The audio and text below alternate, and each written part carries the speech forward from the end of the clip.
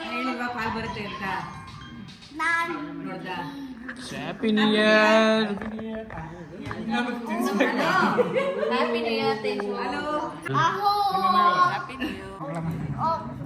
Hello ಅಪ್ಪ eggless. Happy new year.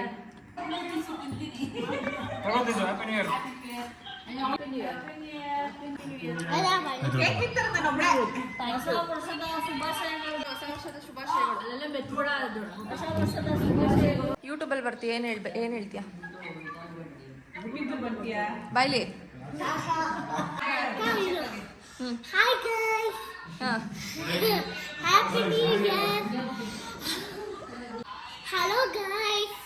Happy New Year. Happy new year Teju. Happy new year. ಏನು ಬೇಕು ಈ ವರ್ಷ ನಿಂಗೆ?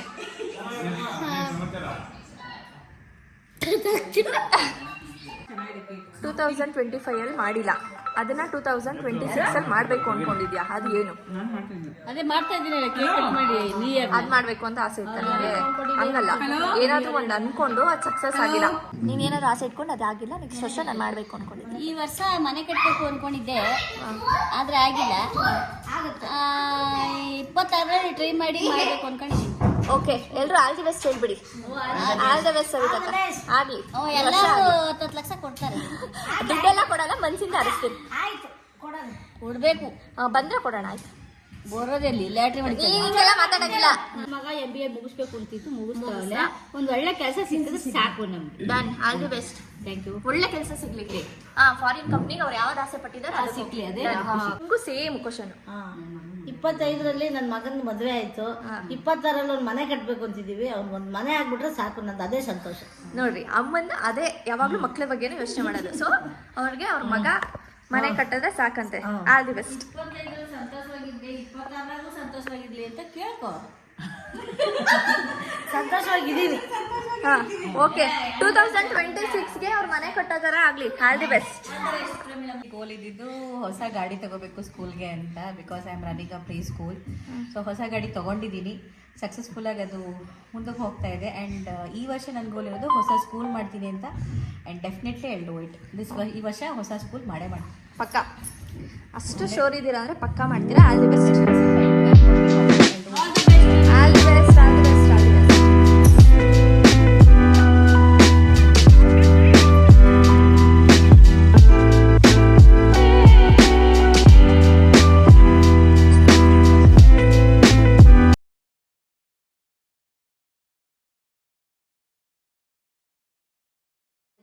ಹಿಂಗಿರ್ಬೇಕು ಅಂತ ಪ್ಲಾನ್ ಇರುತ್ತೆ ಅಲ್ವಾ?